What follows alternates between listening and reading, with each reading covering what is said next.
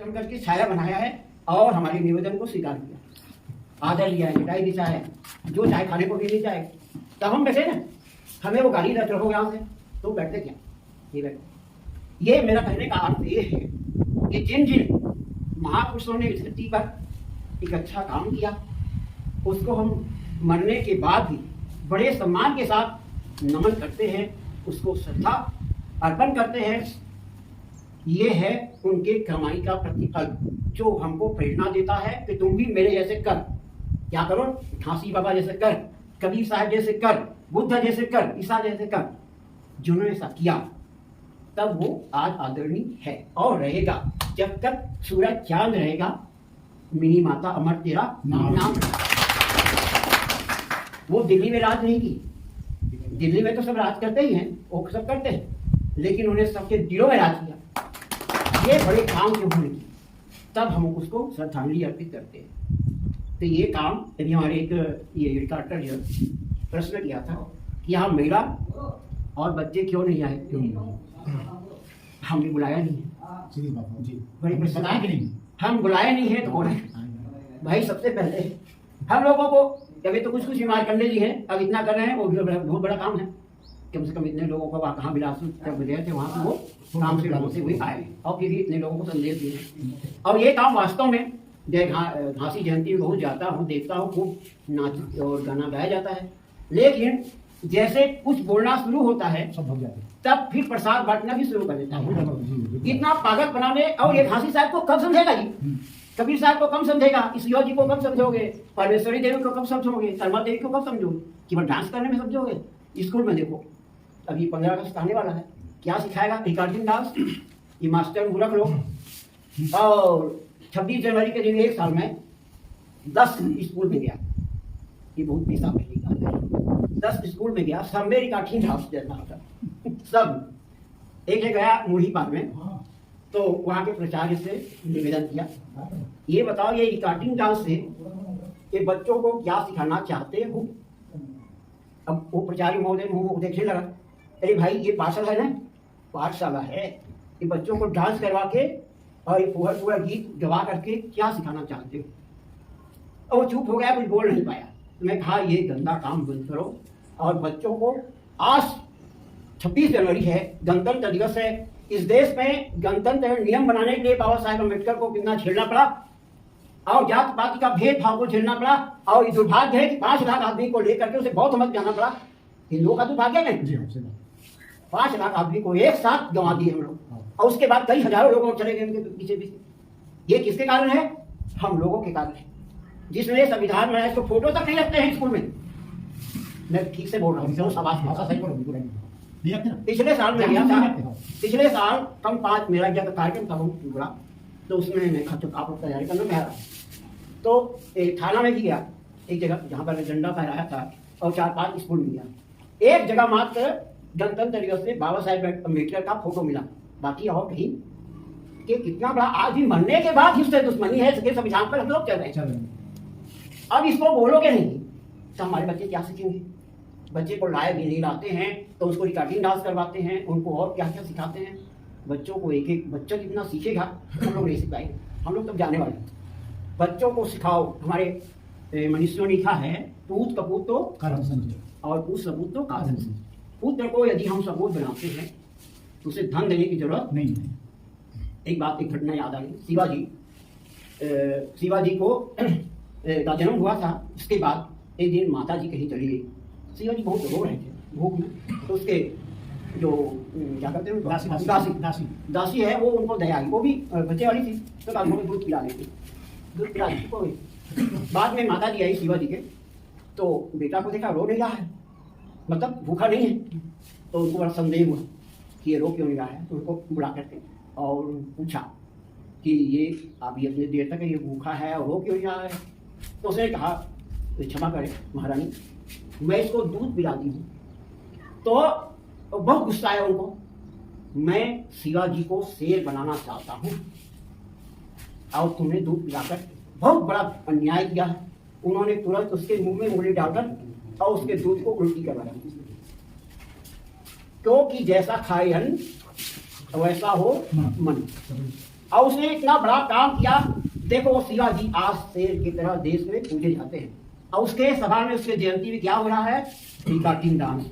मैं तो सख्त विरोधी हूँ इसका। मैं खुदे डांस करने वाला आदमी हूँ, खुदे बचपन से मैं कलाकार आदमी हूँ। हर मंच और कलाकार में गया हूँ दूरदर्शन तक, और देखा हूँ जितने कलाकार हैं। और ये रामायण पढ़ने वाले लोग खूब पढ़े कि रामायण छठी होगा, और रामायण बंद हुआ तब दारू पिएगा। उसमें से एक आज ठीक हो गए, पूरा नहीं कहता हूँ, 99% शराबी लोग हैं, गंजा भंगा मंदा लोग।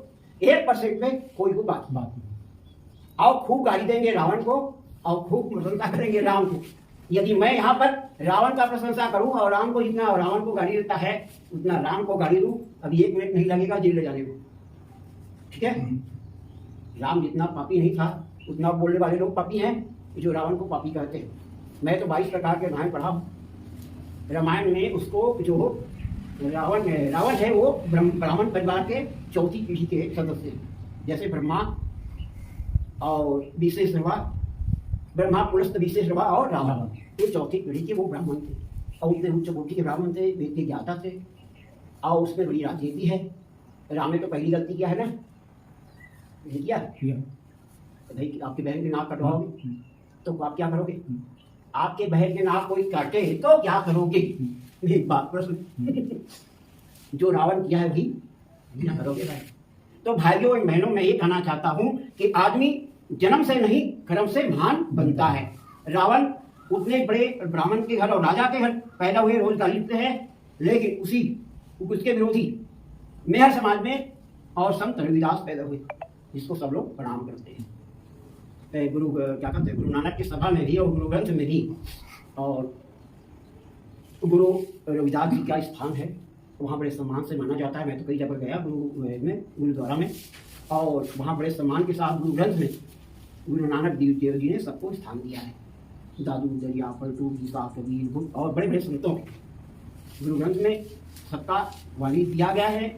और वहाँ कोई मूर्ति की पूजा नहीं होती है, वहाँ गुरु ग्रंथ को ही नमन करते हैं। गुरु को सिर पर रखिए, चलिए आज्ञा मानिए, उनको सिर पर रखो, उनके विचारों को, और उनके अनुसार चलोगे तो बहुत बड़े महान बन जाओगे। मैं प्रणाम करता हूँ जिन माता जी ने अन्याय के खिलाफ बहुत बड़ा काम किया, और संत गुरु घासी साहब के परिवार में उनको ससुराल बनने का अवसर मिला। तो और इसका परिणाम है कि वो उन्होंने 5 बार भारत के चमान को संभाली, सांसद हुई, और हमारे लिए वो एक आदर्श है। हमको उससे शिक्षा लेनी चाहिए, प्रेरणा लेनी चाहिए, जो एक महिला होकर के और जो इतना बड़ा काम किया है। आज एक आदिवासी महिला देश के, भारत के और राष्ट्रपति है। कोई जन्म से महान थोड़ा होता है। हम लोग मान लिए कि जन्म से कोई महान होता है। जन्म से ब्राह्मण जन्म लिए और पूरी गाँव भर मिला दुर्गा बना के पूजा कौन करेगा? तिवारी। ये नहीं करेगा, मारकंडे नहीं कर सकता, साहू जी नहीं कर सकता, चंद्राकर नहीं सकता। यही हमारे हिंदू समाज के बहुत बड़े दुर्भाग्य है। इसलिए हिंदू समाज में द्वितीय बुद्धिजीव में मैं भी हिंदू में पैदा हुआ हूँ, लेकिन हिंदुओं को गाली दे रहा हूँ। क्यों? कि जहाँ पर गलत है वो बाप है, शराब पीता है वो गलत करता है, मांस करता है गलत करता है, गांजा पीता है गलत करता है। बाप है जरूर, लेकिन गलत ही वो है। तो जो गलत वो गलत है, तब निर्णय होगा। आज जब तक ये ब्राह्मणवाद हिंदू धर्म से नहीं हटेगा, इसीलिए घासी साहब ने ये हटा दिया। अब पूरा तो नहीं हटा सकते भाई, अब स्वयं हट जाओ ज्यादा अच्छा है। हम चाम बिछा कर दुनिया में चल नहीं सकते, लेकिन अपने पैर में चाम के जूता पहन सकते हैं। तो सारी दुनिया चलोगे तो चाम का जूता और चाम बिछा हुआ है। यही काम जो बड़े लोग होते हैं, कबीर साहब हुए झोपड़ी में पला, लेकिन आज उसकी वाणी पर रिसर्च किया जा रहा है, क्योंकि वो उस दिन कहा 600 साल पहले, वो आज भी प्रासंगिक है। ये है महापुरुषों के संदेशों को और याद करने के लिए ये पुण्यतिथि, जयंती, महोत्सव जितने मनाया जाता है, उनको उनके विचारों को याद किया जाता है। अब वो उसको खिला उठाया नहीं, वो फोटो है, केवल फोटो है, लेकिन हमें बड़ी शिक्षा दिया है उन्होंने। और आज भी उनको देख करके याद आता है कि उन्होंने बड़ा काम किया है। ये आप लोगों ने और ये ऐसा सम्मेलन रखा, मार्कंडे जी को और सभी को बहुत बहुत धन्यवाद करता हूँ, और माता जी को प्रणाम करता हूँ। सर मैं कुछ पूछना चाहता हूँ। पूछो, 1000 सर आपने जो है अपने जो है रोशन के हैं या ज्ञान की बातों में जो है तथा बुद्ध से लेके जो है बाबा साहेब, गुरु नानक, कबीर, रविदास, बिरसा मुंडा, माता मिनी माता, सबका आपने जिक्र किया। तो मुझको 3 बातें बताएंगे कि जो सभी में समानता से मिलती हो, जो उनके उपदेश हो। तीन व्यक्ति का नाम होता है। 3 व्यक्ति नहीं, इन व्यक्तियों ये जो महापुरुष है हमारे, तीन बातें हमको बताएंगे कि जो विचार से एक हों। 3 विचार जी। सबसे पहले कबीर है और बुद्ध जी हैं, और उसके बाद उसमें जो ये क्या कहते हैं घासी साहब हुए, रविदास जी हुए, हम लोग हैं जो संतवादी संत हुए जिनका विचार एक साथ मिलता। वही कहना चाहते हैं, आपको प्रश्न में बराबर समझ लो तो। नहीं, मेरा प्रश्न यह है सर कि जितने जो है हमारे महापुरुष हुए, सबकी बातों में समानता क्या है? ऐसी 3 समानताएं बताएंगे। अच्छा, हाँ वो ये प्रश्न। जैसे एक एग्जांपल के तौर पे मैं बता दूं कि जितने भी ये संत महापुरुष हैं, सब ने कहा है कि मानव में कोई भेद नहीं होना चाहिए, एक होते हैं जी। हाँ, तो इस तरह से 3 बातें। ये जैसे कि हमारे सबसे पहले बुद्ध जी हुए, बुद्ध जी 2500 साल पहले हुए। उन्होंने भी समतामूलक समाज का और निर्माण का जिक्र करके उन्होंने किया। ये 2500 साल पहले की बात। इसी प्रकार उसमें से और इसी बात को कबीर साहब आज से 600 साल पहले, और वही बात उन्होंने भी रिपीट किया कि सारे दुनिया के मानव एक ही जाति के हैं, एक है जनी जना संसारा, और एक ही माता पिता से हम सब पैदा हुए हैं, कोई जात पात नहीं है, जात पात फालतू बात है। और इसी बात को 250 साल पहले घासी साहब जी हुए, जिन्होंने भी यही और एक स्वर से समाज को संगठन करने का काम, जात पात को मिटाने का काम घासी साहब ने भी किया। ये तीनों व्यक्ति का विचार एक ही इस संदेश पर जाता है, जिनने मानवतावादी समतामूलक समाज का निर्माण करने में पूरा योगदान दिया। और जी सर, बहुत बहुत साधुवाद सर। और कोई प्रश्न? बस धन्यवाद सर। एक बार प्यार भरा ताली बजाएंगे आप। वो इसलिए क्योंकि हर मानव उस विषय को नहीं छेड़ता, उस विषय को नहीं उठाता जिस विषय को उन्होंने उठाया। मेरे ख्याल से ये विषय घर घर में जाना चाहिए, हर घर में जाना चाहिए। बच्चे से लेकर बुजुर्ग तक अगर इस विषय को समझ जाए कि हम सब मानव हैं, हमें कोई भेद नहीं, शिक्षा पाने का अधिकार सबको है। दूसरी बात, जाति का भेद नहीं होना चाहिए। गौतम बुद्ध ने भी कहा, कबीर साहिब जी ने भी कहा, घासी साहब जी ने। इन दोनों लोगों ने इस लड़ाई को लड़े बखूबी, और मानवतावादी को इन्होंने लाया है। ये संदेश घर घर में जाना चाहिए। आज से हम सब प्रण करें कि हमारे अंदर ऐसी भिन्नता ना हो, हमारे अंदर समतावादी हमारे अंदर में हो, हम एक रास्ता में चलने वाले लोग हों, मानवतावादी हों हम, और हम सब हमारे अपने हैं। हम किसी से क्या कहते हैं? जैसे एक क्वेश्चन और उठा रहा हूं प्रश्न। सर, हम लोग किसको पाना चाहते हैं? लोग अक्सर किसको पाना चाहते हैं? तो जैसे पूजा कर रहे हैं, हम किसको पाना चाह रहे हैं? भगवान को पाना चाह रहे हैं। ऐसी है ना? जैसे शंकर भगवान की हम पूजा कर रहे हैं, तो हम किसको पाना चाह रहे हैं? शंकर भगवान को पाना चाह रहे हैं। घासी साहब की पूजा कर रहे हैं, हम घासी साहब को पाना चाह रहे हैं। कोई कबीर साहब की पूजा कर रहे हैं तो चाहते हैं कि कबीर साहब को मैं पाना चाहता हूँ। कहने का मतलब यह है, हम लोग क्या सोचते हैं कि दुनिया को बनाने वाला कोई होगा, ऐसा हम लोग सोचते हैं ना, और हम उसको पाना चाहते हैं। लेकिन रामायण कहता है ईश्वर अंश जीव अविनाशी। हम सब किसके अंश हैं? ईश्वर के अंश, जिनका नाश नहीं हो सकता, जिनका नाश नहीं हो सकता। मतलब आज से आप जाग जाइए कि आपके अंदर में जो अद्भुत शक्ति है उसका नाश नहीं। इसको जान जाइए। नाश किसका होगा? शरीर का। लेकिन हमारे अंदर जो अद्भुत शक्ति है उसका नाश होगा क्या? नहीं होगा। तो मेरा ये कहना है, जो नाश नहीं होता वही शक्ति है, वो हमारे अंदर है, और हम उसको पाना चाहते हैं, हम उसको पाना चाहते हैं। और वो ऐसा अद्भुत शक्ति जिसको हम पाना चाहते हैं वो सबके अंदर में है, और उसी को हम पाना चाहते हैं, और उसी से हम ईर्ष्या भी करते हैं। करते हैं कि नहीं करते? आपके अंदर भी तो वही शक्ति है जिसको मैं पाना चाहता हूँ, और उस शक्ति को मैं पाना चाहता हूँ। और उसके बाद मैं आपसे, आप लोग अपना कार्यक्रम आराम से करिए। नहीं हो गया, हम लोग थोड़ा ठीक है साहब, बस का समापन होगा। हाँ, तो वो अद्भुत शक्ति को हम पाना चाहते हैं, और उसी से हम क्या करते हैं? आप रहेंगे, आपके आते थे ठीक। हम उसी से क्या करते हैं? ईर्ष्या भी करते हैं कि नहीं करते? कैसे पाओगे? कैसे पाओगे? जिसको आप पाना चाहते हो उसी से आप ईर्ष्या करते हो, कैसे प्राप्त करोगे? इसीलिए कहा है संतों कि प्यार बांटना सीखिए, प्यार से जीना सीखिए। तुझ में, मुझ में, सब में वो महान शक्ति का वास है। इसलिए मैं किससे चल रहा हूं? मैं किससे ईर्ष्या कर रहा हूं? और मैं भक्ति का झंडा लेकर चल रहा हूं, झंडा लेकर चल रहा हूं। कैसे प्राप्त होगा? मुझे लगता है कि हम सब भटके हुए हैं। मुझे ऐसा प्रतीत होता है हम सब भटके हुए, इसलिए ऐसे बातों पर भी चिंतन होनी चाहिए। मैं इसलिए ऐसे बातों को यहाँ पर रखने का प्रयास कर रहा हूँ क्योंकि इनको हम गुरु माता भी कहते हैं। वो गुरु परिवार की माता है, बहू है ना। और गुरु जो है, गुरु का एक ही पद है इस धरती, और है कहीं पर। गुरु एक ही है। धर्म मजहब ईमान कुछ अलग हो सकता है।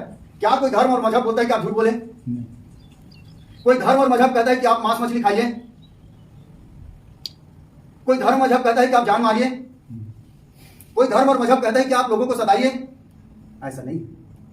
सभी धर्म एक ही बात करता है। तो हम ये जो झंडा उठाने के बाद हमारी मानसिकता बदल क्यों जाती है?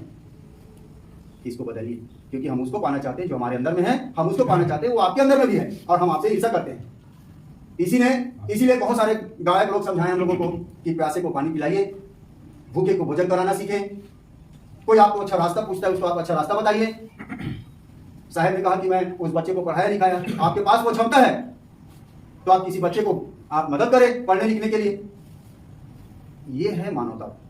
जब इस स्टेज पर हम लोग आएंगे अपने आप को बदलते बदलते, तब हम लोग ओरिजिनल में, असलियत में मानव कहलाएंगे। अन्यथा ऐसा कुछ नहीं होगा।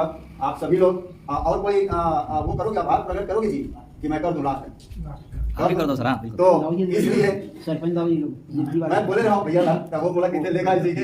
अब बोला बहुत देव देव गाँव भैया पीछे बड़े भैया, एक जमाना भी से नेता मंत्री बनाए गांव में। तो आप सब जहाँ पहुंचे हो वो कल आप सब लोग मैं कोटि कोटि धन्यवाद देते हुए सतनाम ज्ञापित करता हूँ। और सदा आप लोगों से यही निवेदन करता हूँ कि जब जब आप सब लोग पुकारे जाइए, आप एक नहीं अभी तो 5 अपन आप लोग बनाता हूँ, ये आप सबसे मैं सब विश्वास करता हूँ। साहेब रूप सतनाम, साहेब बंदगी।